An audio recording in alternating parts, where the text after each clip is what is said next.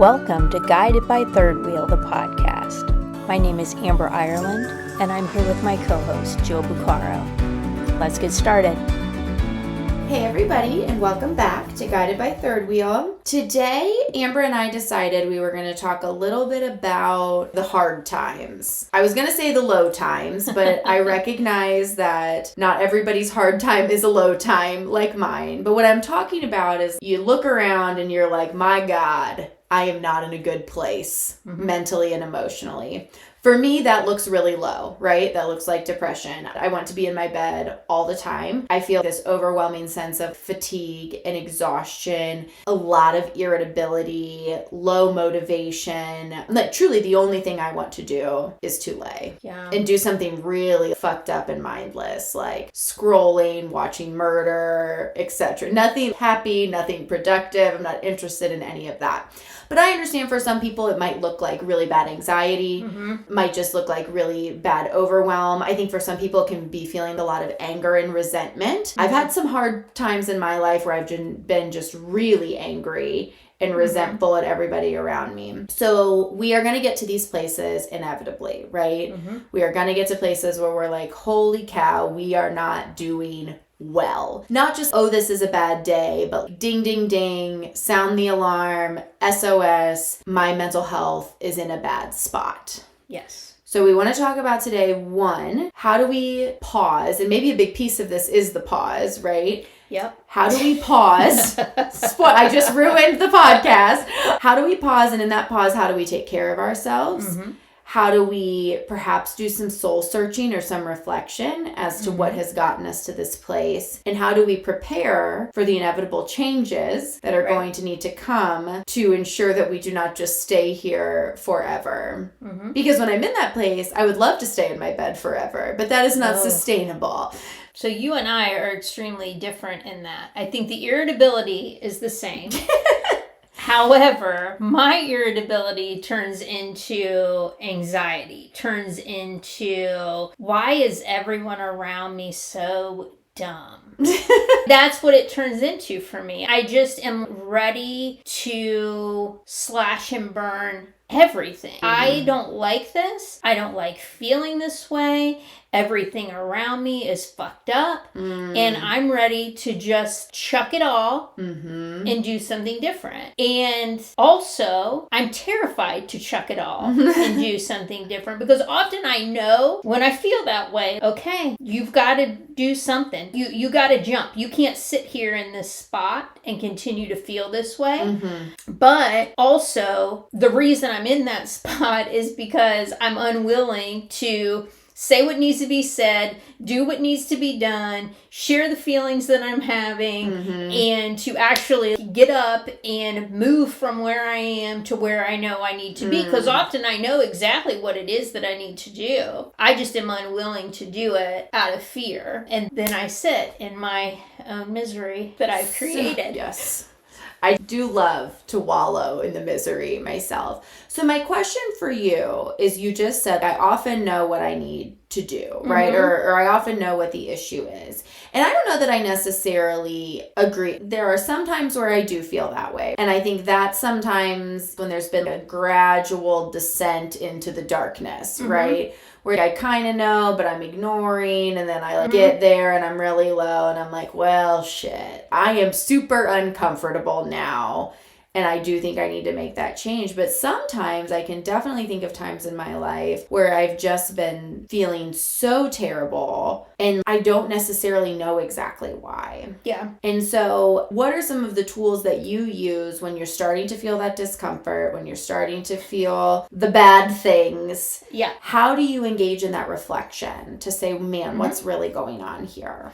So I want to preface all of this by saying it has not always been like this for me. Okay. I have not always known what the problem is. I just know that I am irritated, and then I start becoming, or used to become, extremely irrational around everything that was going on around me. Clearly, everyone is out to get me. Everything is wrong. Nothing can be correct. And I had normal go-tos, right? Normal go-tos that really lined up nicely with old stories that I had about myself, right? So go-tos that if I was feeling anxious and upset, that must mean that people don't like me, somebody's going to abandon me. That was what's going to happen. And so often what I would do is go around and try to manage and control that. Right? Even if that was not really what the problem was, because I didn't really know what the problem was. I just knew I felt uncomfortable, and certainly I could go around and control and manage the people around me to create some comfort for myself.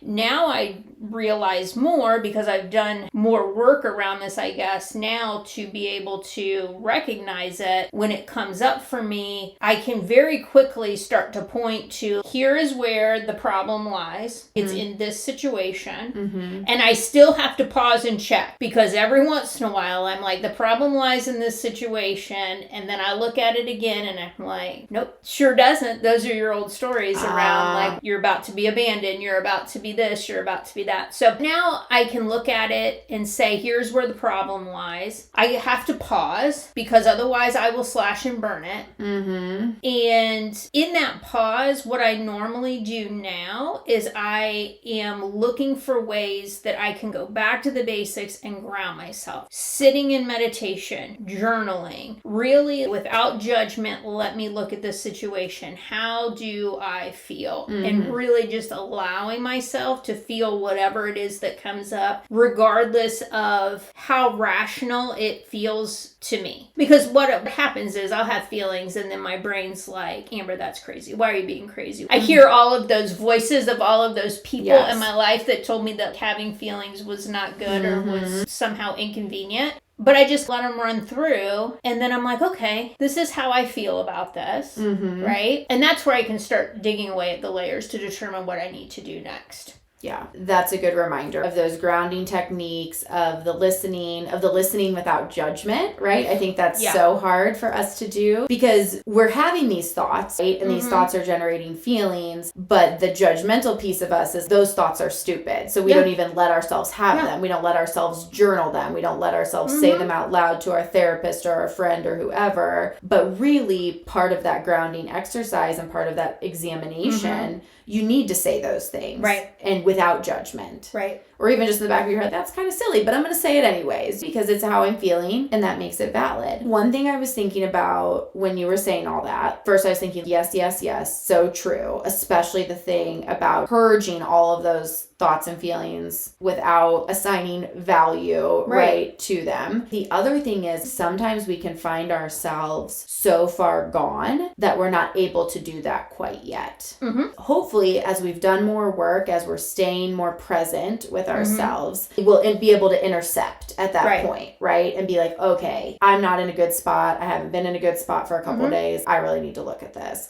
Sometimes we've averted our eyes that whole time and we've found ourselves in a deep, dark place where our nervous system, brain, body is so far gone in overwhelm mode that we can't do that then. That's where we have to interject what I always call radical self-care, right? Because you have your regular self-care that I liken to our vitamins and supplements we take every day and medications that you might need to keep your body up and running, right? You have your daily routine, daily self-care.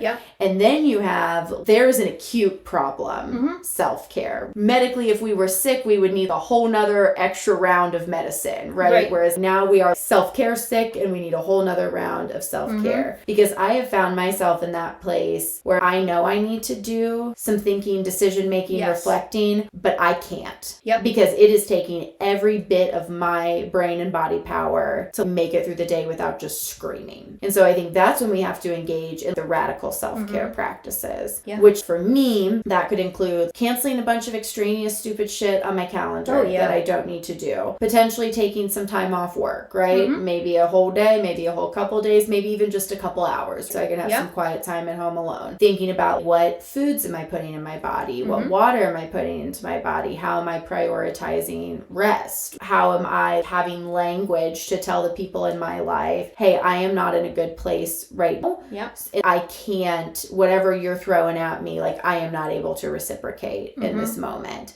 Because definitely I think, and we have to be honest with ourselves when we've gotten that far gone.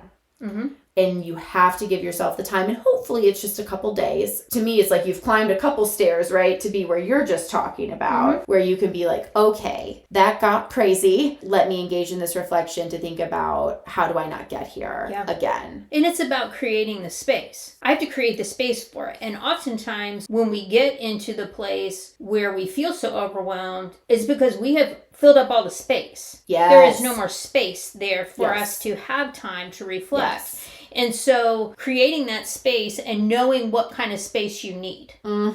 Because some of us, like you said, a couple hours, that's going to be enough. I know that if I sit my ass down for a couple hours and I decide that I am going to cry it out, scream it out, write it out, whatever, I know that I can come to some type of grounded place to move forward. But there may be some times where it's like, no, I need a couple days. Yes.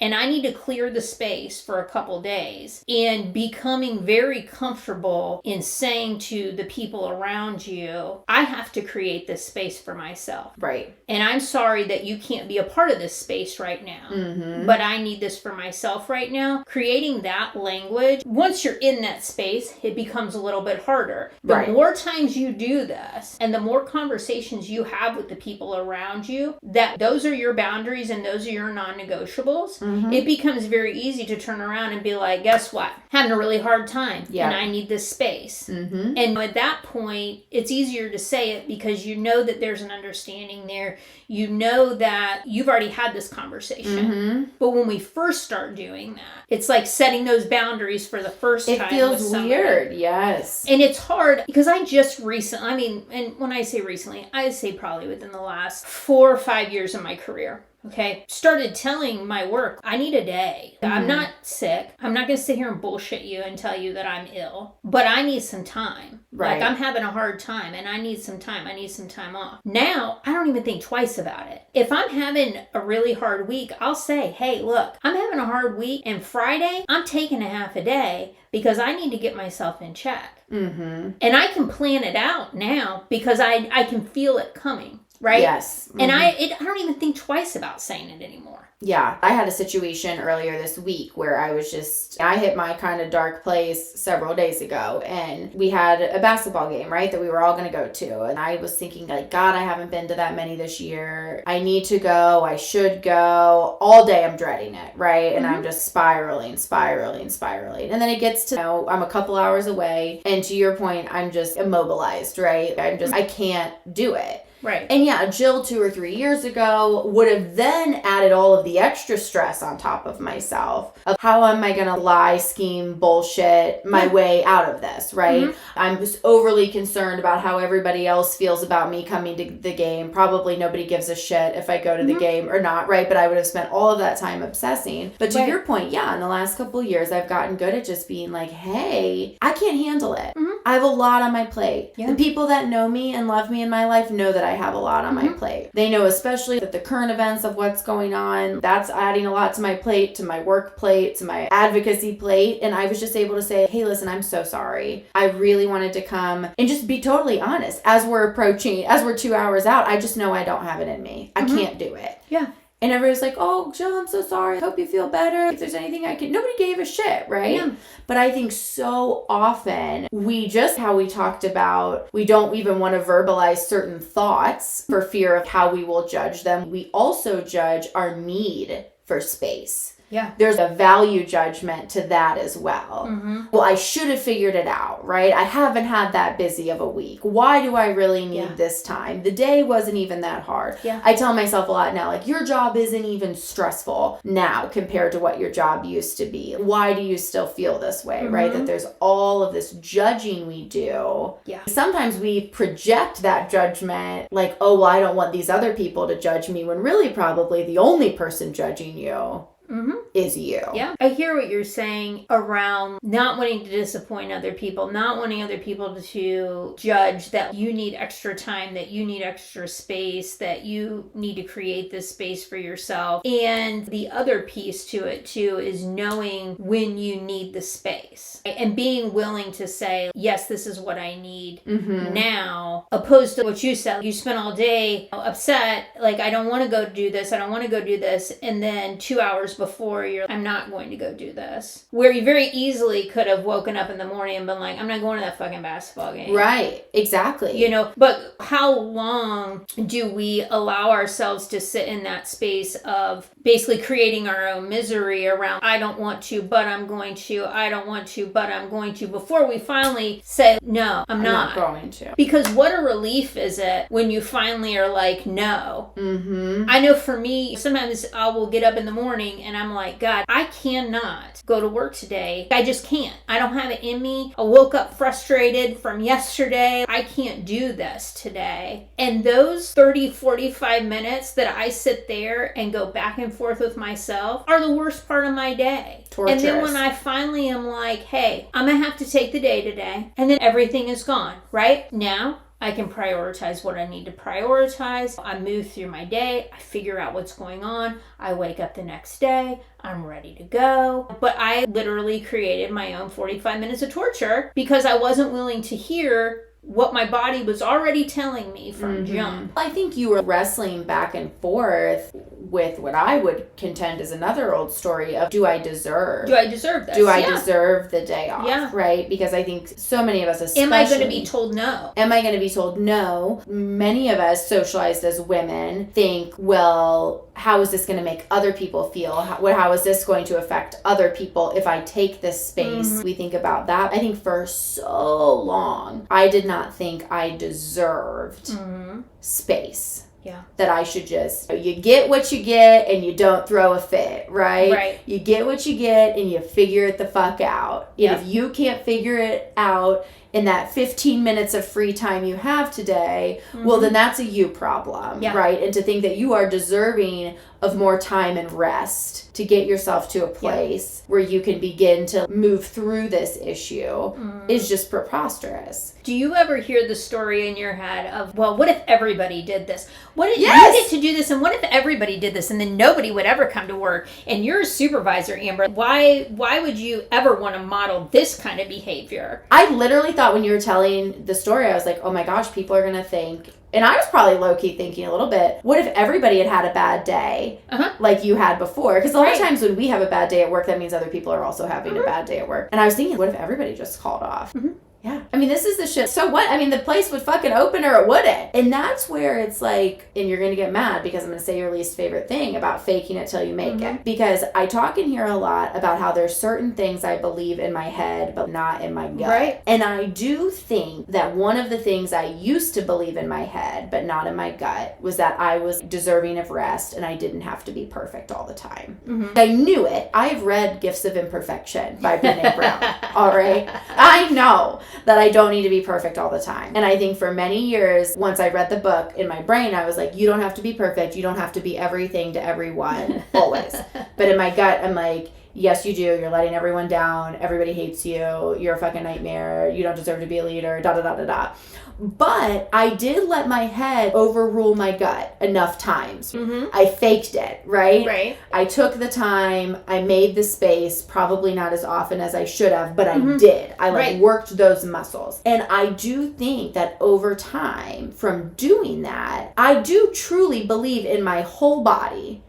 I felt some discomfort earlier this week, and I think I really more felt disappointed. I wanted to want to go. I wanted to have a fun, happy time with my friends. I was able to deliver the bad news, the potential disappointment, and I really didn't care if they felt some type of way about it. And that is one thing where I do think, and I really just kind of had this revelation when we were talking, that there are always going to be the things, particularly things around old stories, that we begin to believe in our head, but we don't believe in our gut. And I think we do owe it to ourselves to make our brain overrule our gut and our heart some of the time. Right. So we can begin to exercise that muscle so that hopefully, I read Gifts of Imperfection in 2019. And so how many years ago was that? 6? And I would say probably for at least a year or two, I have believed that I am deserving of rest, time, space, even if that comes at the cost of somebody else's discomfort. So I say all that to say to give people hope, just give it 4 or 5 years and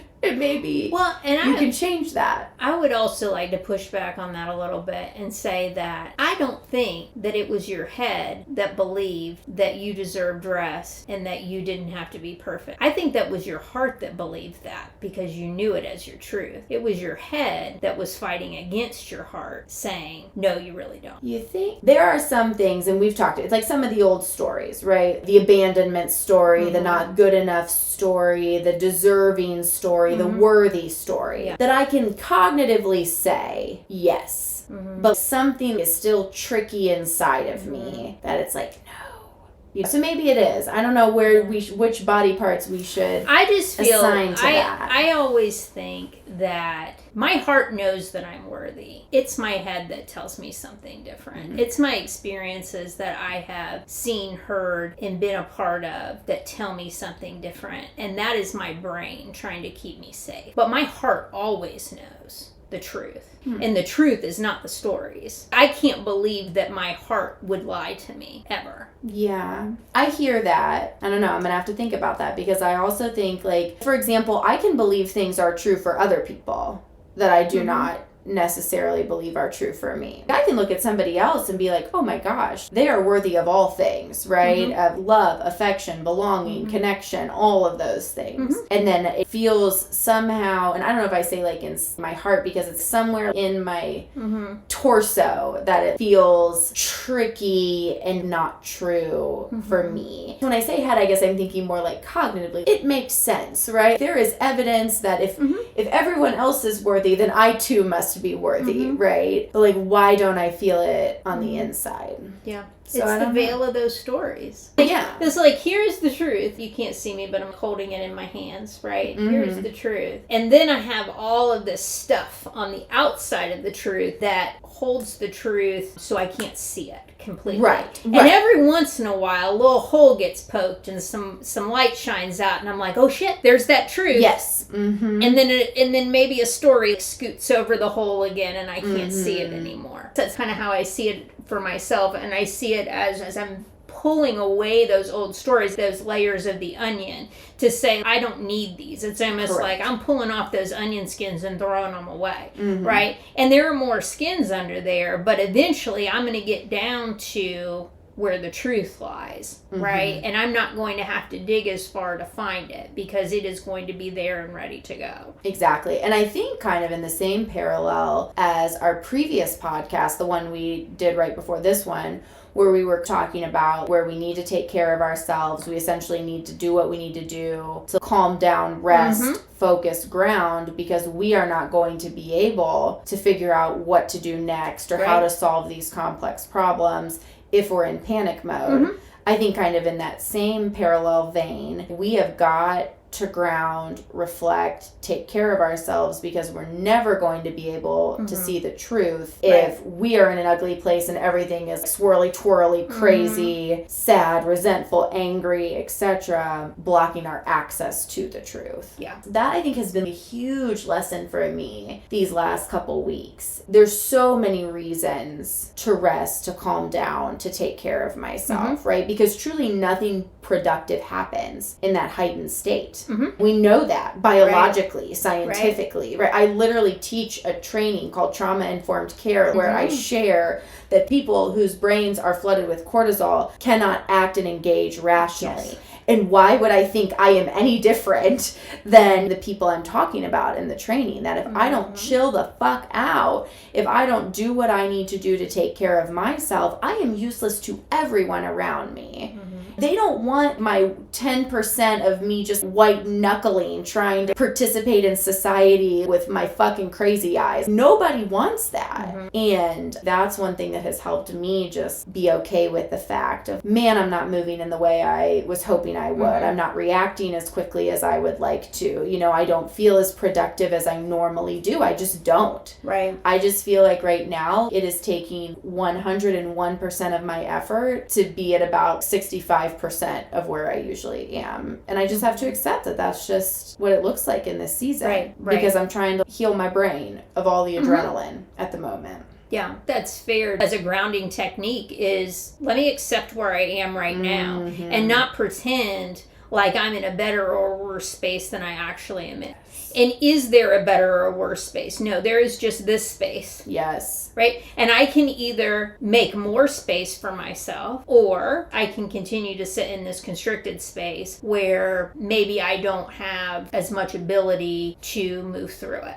Right. And it stinks, and that's a hard realization sometimes. I've definitely felt that before, and probably anybody who struggles with mood or mental health in any way. That's a shitty feeling when you're like, oh man, the brain goblins have come back for me. It's hard to be like that, but the quicker you accept it, the quicker you start to make space to take care of yourself, hopefully the sooner that piece will be over. But there is some relief in the surrender, I think. Let me stop flailing. This is where I'm at. Yeah. It's like the song, the Hello Darkness, my old friend, right? Like, it's accepting that I'm here. This is where I am right now. Right. And also, I'm going to accept this without judgment, that this is good or bad, right? It just is. Correct. I'm going to look at it as such, and I'm going to make decisions based on what I can do from this place.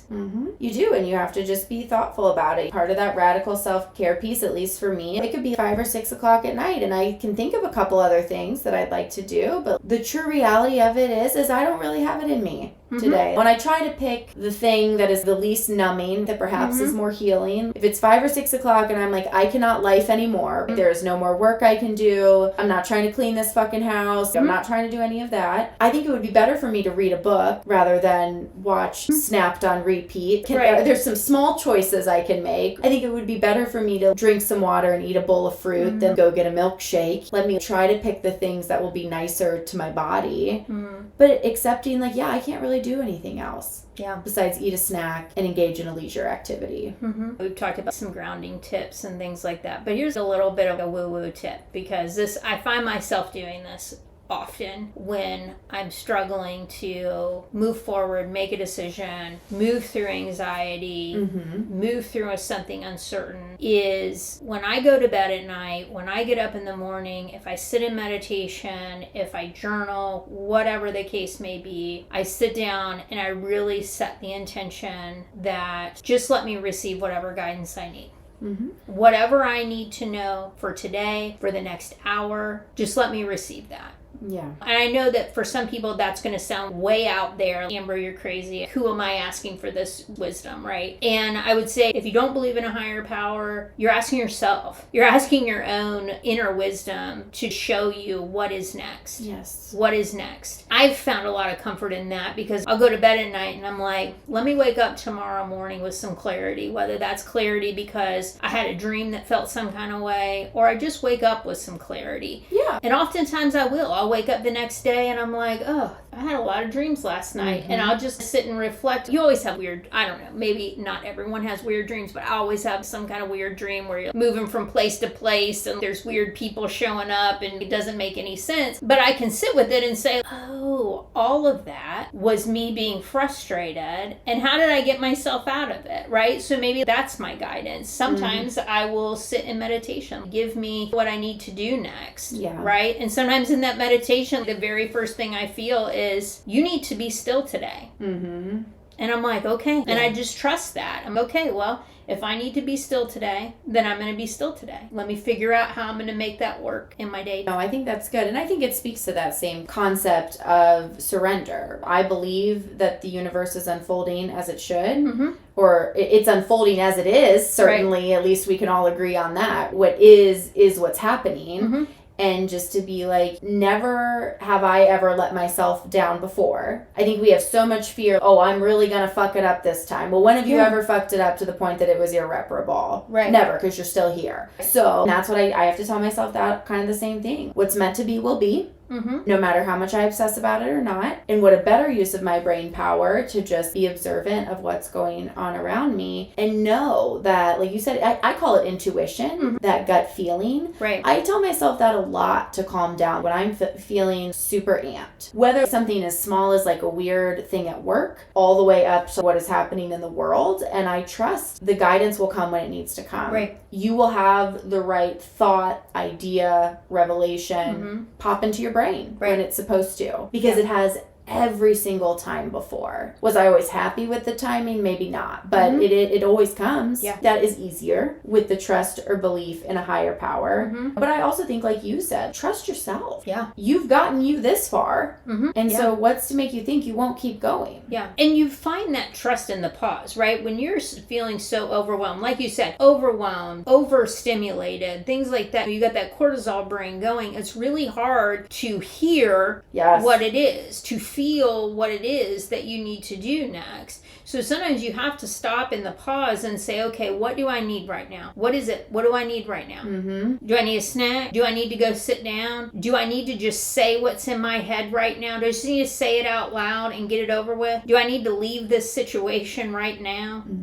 Being willing to sit and stop and say, what is next? What do I need to do right now? What's going to feel good to me right now is so important, because if you don't stop and listen to yourself, if you're not willing to trust, you're just staying in that cortisol brain. Yes. From what I said in the very first minute of this podcast till now, that pause is so important. I really think I used to believe that if I just worked hard enough, was good enough, white knuckled it, I would never have to have a bad day. Old story. If you're uncomfortable, it's your own fucking fault, right? You did something wrong. But obviously, hopefully, we all know that that's not true. Right. We are going to have hard days. We are going to have low days, anxious days. We have to. You're never going to change if you don't. Yes, number one, we have to for evolution, and we're going to, whether we want to or not. Even if we're like, hey, I'm cool, no change or evolution needed, it doesn't matter. You're still going to have bad days, and it is not until you accept that you're having one that you're able to move into that pause that brings all of the good things we've been talking about. And the this pause half is the hour. opportunity. We talked about that a couple podcasts ago. I think even the last podcast. When change comes, there is an opportunity. There is always an opportunity if you're willing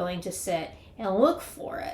Some people never look at change as an opportunity. I'm sure you can think of several people in your life where change comes around and they're like, this is the worst thing that has ever happened, every single time. It doesn't matter what the change is. It doesn't matter if everyone else in the world can see that this change is going to benefit you. They're like, change? No, I hate it. Worst thing ever, right? And then you know people who are like, change comes and they're like, yeah, this feels uncomfortable, but I'm going to keep going because I think that on the other side of this change, there's an opportunity for me. Yeah. And that is the energy that we need to embrace. But you're never going to be ready to embrace the change, to find the opportunity in the change, until you acknowledge there is enough discomfort here that I need to make the change. Yeah.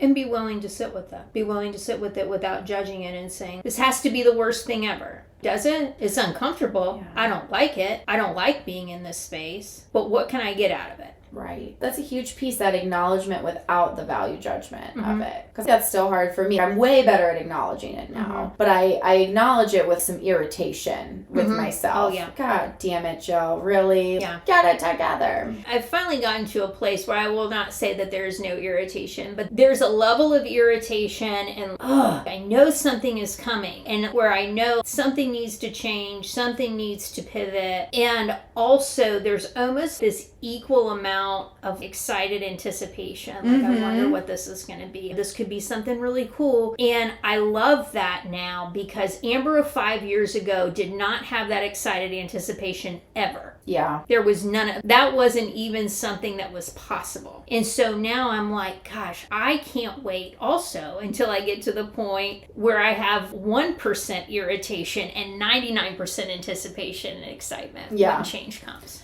No, absolutely. Even if just the anticipation and the excitement is, I have an opportunity now to take care of myself.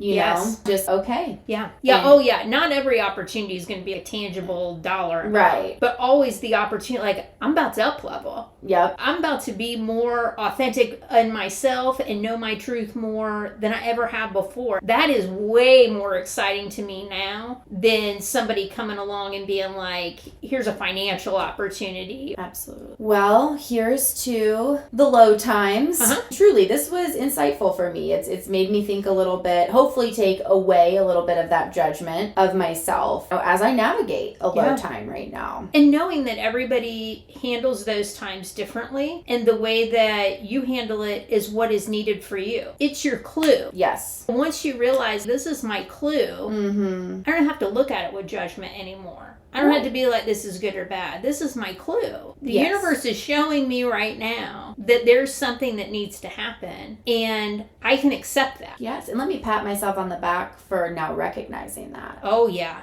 for sure. And not just riding some weird wave of sadness and anger and stomping around and treating other people badly because you don't know what's happening to yourself. I mean, that's the places that I used to get to Oh, yeah. before I realized what was happening. For sure. Do you want to do a card for us? Sure. So let's take a deep breath together and release. And set the intention that we will receive exactly what we need from this podcast and from this card pull today and from our own inner wisdom. And we're going to pull today from the White Light Oracle. We have, the card is called the Alabaster Tablet of Layla. I'm going to read the very first passage here in the book. It says, you are remembering at a soul level. You are tapping into greater awareness and an understanding of your highest life purpose. This may evoke unsettling changes within you, but that change is necessary for a new... What? That change is necessary for a new way to manifest. You are protected and guided at all times, especially when you feel uncertain about your course. You are truly loved. Wow, it's almost like they knew exactly what we were talking about. Yes. And there's a healing process that is part of this card. And it says, there is a point of light within your heart. And as you notice that light, it rapidly expands and you feel a sense of love and recognition. You know, without knowing how you know, that this light is a friend from long, long ago. The light becomes a beautiful feminine angel. Her light shines like a gentle sun, and you feel warmed in her presence. She casts her hand, and a path appears. It is your path, the best way for you to proceed. Notice how you feel about this path. Can you accept it? Can you embrace it? Can you trust it? As you take a step, you realize she is with you. Your heart then remembers that she has always been with you and shall always be with you. Oh, I love that. This does speak a lot to what we were talking about, that piece of radical self-care and trusting where you are right now is exactly where you need to be, and that we don't need to judge where we are even when we're in these low spots, and that there is always hope and there is always light within your heart that is leading you forward if you're willing to listen. Love it. All right. Thanks, guys. Bye. Thank you for listening to another episode of Guided by Third Wheel, the podcast. We would be honored if you would like, rate, and subscribe on your favorite podcast platform. Until next time, be well.